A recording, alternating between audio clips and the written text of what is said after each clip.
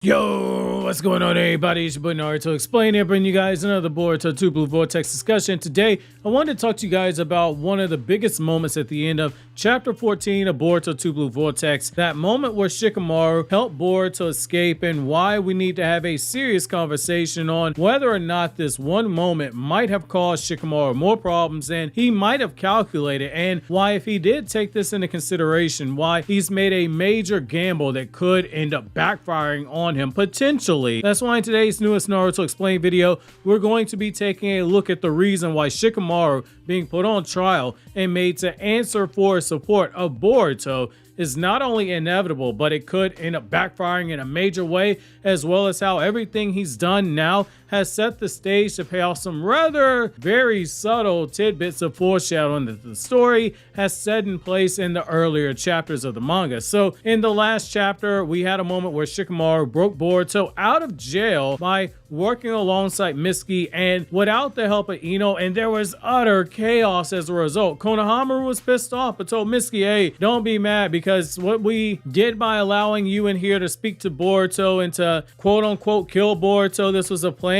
under the order of the 8th Hokage. Shikamaru is getting chewed up by the elders for his decision. They called killing Boruto a once-in-a-lifetime opportunity, one that they couldn't afford to turn their backs on, yet Shikamaru, he flushed it all down the toilet when he decided to help Boruto escape. In their words, they were pretty stern in terms of their warning to him. They made it clear, you didn't just mess up, you royally screwed up, and there will be consequences for your actions. The feudal lord was directly name-dropped, and Shikamaru was told there's gonna be blowback for this. However, assuming Shikamaru does get questioned, say they do 21 questions with Shikamaru, how much hot water is he actually in? I do think he's in trouble, but I don't think it's in hot water like he's gonna be executed, though. I'm definitely gonna meme this on the thumbnail just to see who gets triggered by the thumbnail. Oh my god, I can't believe he put this on here. But allow me to explain my reasoning for this. Well, for starters, let's take a look at what was specifically said, because the devil has been hidden inside of the details for this entire time. So after Boruto escaped, Mitsuki said sorry, and he said he lost it and he blew his cool, and that led to Konohamaru telling him, hey, don't beat yourself up, because Shikamaru sanctioned this whole plan to have you kill Boruto. Prior to this, Ibiki's immediate thoughts were that Amato had double-crossed them, and that's something that doesn't get talked about enough. And when you think about it, he had really good reason to think that this was the case when you sit down and you apply logic to it. In everyone's minds, Boruto, he's this ungrateful brat that Naruto adopted who killed his son. Then he tried to kill him again when he was brought back to life, and then he killed Naruto Hinata before he made his second attempt to kill Naruto's kid. The same child is someone who Ibiki would have had in his memory based on the intel briefings that Amato was desperate to help, because he needed him to revive his dead daughter. That's why Amato became Ibiki's primary suspect, and given his track record, it's completely understandable how Ibiki came to that conclusion. I'd have come to that conclusion. However, Konohamaru proved that he's not your average Sarutobi. He was way more suspicious, thinking to himself at first, Mitsuki, he might have unlocked the handcuffs, but then he wasn't too sure, because there are only 3 people besides Amato who knew the code: Ibiki himself, Konohamaru, and Shikamaru. He makes the conclusion that even if Mitsuki could have known the code, he had zero reason to help Boruto, which is why, when you think about it, he isn't wrong about coming to that conclusion. He was just warning Shikamaru that, hey, Mitsuki is gonna kill this kid. Are you sure you want him in here? Yet notice he didn't say verbally anything right now. He was all thinking about it to himself, and from a writing perspective, this is all done to push the narrative forward in an intentional way. It's very easy to dump on Konohamaru for every single small detail. God knows I do it for shits and giggles occasionally, but in this one moment, he went through multiple scenarios, looking at it from multiple different angles in only a few minutes, which there should be some credit given to Konohamaru here. And he had the sense of mind to not verbally say anything and play his cards. Mitsuki, he picks up on everything right away, just like you would expect from Orochimaru's child, and he uses Konohamaru's reaction as a way to muddy the waters by saying, Konohamaru sensei, I am so sorry, and getting back to the point where he can switch from being the skeptical Boruto hunter, which when I say skeptical, I mean in that he knows there's some trickery going on, but he can't quite put his finger on it. and it makes him switch straight into sensei mode to try and uplift Mitsuki. It's great emotional manipulation here, whether intentional or unintentional. His words were that, hey, Lord 8th, he sanctioned this. So it means, hey, I don't blame you, Mitsuki. And the plan he's referring to is that Mitsuki killed Boruto, which, as we all know, that failed. The elders, they called it this blunder, saying, Shikamaru, you wasted our one opportunity.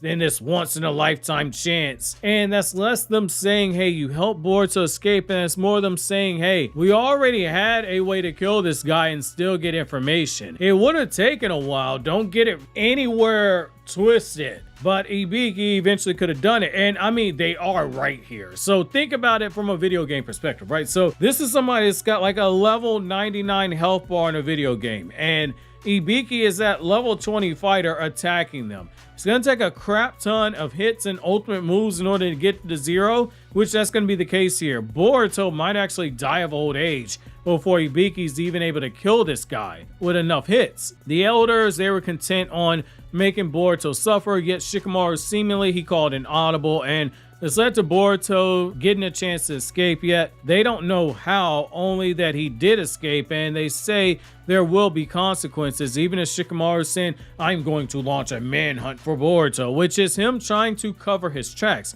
Very smart on his part, because he does need to cover his tracks, and we're going to go over why in a second. So this is where he might have made a mistake. So Ibiki blamed Amato, logical thing. He blamed his ninja tech, and Amato was one of the people who was privy to the knowledge of what's going on in the interrogation room. He was listening in and weighing in, giving commentary, because Amato is our resident walking Wikipedia page. So Amato is someone who thinks very highly of his ninja tech, to the point where I would say he's arrogant for good reason, but he is definitely arrogant. So the moment that someone says, hey, you made a pair of faulty handcuffs, this guy's gonna call BS on it and say, what handcuffs are you talking about? Not my handcuffs. That might be them fuzzy pink handcuffs that Ino uses on side, but they ain't my handcuffs. And it's gonna add another layer to the chess game going on with Amato and Shikamaru. So Amato stated he knew his memory was altered and was looking right into the camera and he said so. And as I've said before, that's basically I'm telling Shikamaru, hey man, it's your move. What you gonna do? And now something like this happens. There's a chance that Amato calls Shikamaru on his lie. And if he doesn't do anything except for make a mental note that Shikamaru has received his message about Boruto and Kawaki switching lives via an external force, it still works. So at this point, it's basically the two of them moving pieces on the chessboard and their constant game of one-upsmanship to try and get one in over on the other, which that is believable in that regard. The burden of proof is going to be on Amato if he makes the accusation that the sitting Hokage, who is open knowledge he does not have the best relationship, if he says this guy's lying and that he helped Boruto, he's going to have to prove it. And so if he does so, Shikamaru, he also has the ammunition to fire back at Amato to a point where it will be near mutually assured destruction. So the two of them, they're locked in this Cold War in that regard, and it's not going to end for a while. However, even with Shikamaru sending out that manhunt to track down Boruto, there's another person that he has to worry about, which is Kawaki, and I'm going to explain to you why. So there are a few ways that Kawaki can figure out what happened. So Konohamaru was suspicious to begin with, letting us as the audience know that the release code on the handcuffs were only known by a few people. When Kawaki hears that, it's going to begin the process elimination for him at that point. That will bring him eventually to Shikamaru. And obviously, if you're Shikamaru, you don't want Kawaki focused on anything except for going into that Daikokuden dimension and having story time with Naruto and giving Naruto hugs and looking over at Hinata and saying, these are my Naruto hugs. You go get hugs elsewhere. And the reason why you don't want Kawaki's mind anywhere else, there are a few reasons for it. So all of a sudden, you give Kawaki a reason to have Ada look over everything that happened before Boruto's release. And she'll likely see Shikamaru showing Mitsuki that paper with the code on it that says the combination for the locks to be removed. Depending on where she projects herself, she could be directly behind them. She could be to the side of them. It depends on where she's projected. So when you add in that Boruto says that he has a source who refuses to name, and that Kawaki saw the toads that belong to Kashin Koji on Boruto's body, it's going to make Kawaki reconsider things that he might have already put to bed in the past. He was asking Shikamaru in the past if it was possible someone from the sensory unit was helping Boruto, and Shikamaru was like, yo, fam. If there was someone helping Boruto as Hokage, I would know it. Kawaki now has more reason to be suspicious depending on what Ada tells him. Ada's going to be something we have to keep our eyes on. So Boruto, he's definitely the sneaky guy, right? He's a known prankster to the people that have their memories about what happened before omnipotence, and he knows a lot of different jutsu to a point where there are a lot of people in real life who say Boruto, he's too talented, even though the kid's been called the second coming of Minato. But I digress. He was still handcuffed, and the cuffs he had on specifically, they block his chakra, so there's no way he could have used any jutsu or shinjutsu. Kawaki knows how good of a scientist Amato is. For as much as he hates Amato, he knows it. He'd have come to the same conclusion that Amato would, which is that Amato's ninja tech is a lot of things, but it ain't a failure. It might need to be given a checkup every now and then. Kawaki has to go in there and get an oil change. But for the most part, that ninja tech, it is top of the mountain in terms of quality. Kawaki's own body is a testament to it. Technology that was able to turn him into a cyborg was so advanced that Katasuke, someone who was praised as a genius, flat out said that this technology, it was light years above anything he'd ever been experienced with in the many years he'd been dealing with ninja tech. By default, Kawaki's gonna say that's nonsense that the handcuffs fail. Even if it's like a 99.99% that it's effective, Kawaki would refuse to see that 0.1% as being a possibility. That does rely upon Ada seeing something with her Senrigan and saying something to him. That's a big if. There are a couple reasons why she might not say anything to him if we're being honest here. Especially when we consider her character. Ada's loyalties, they are constantly shifting. Ada is only as loyal to you as you are valuable to her. And when her curiosity gets the better of her, she will change sides on you. So she already said from the moment that Kawaki figured out omnipotence was casted, that Kawaki went too far.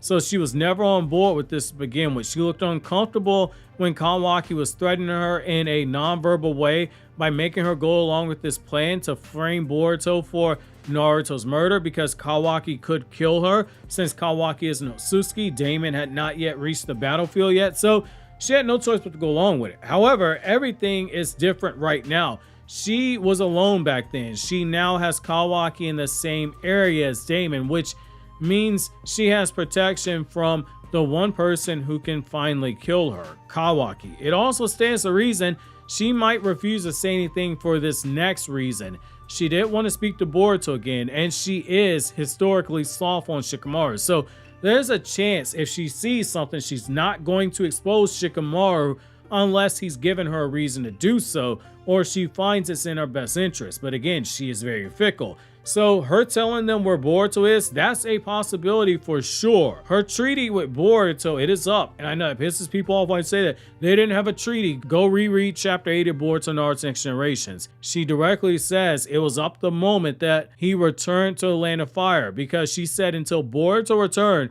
she wouldn't use her Senrigan to help Konoha track Boruto. So there is that to consider. But again, she is fickle. But that also brings us to the other wild card in the room, which is going to be Ino. Does Ino snitch on Shikamaru when she learns that she helped Boruto, the Hokage killer, escape?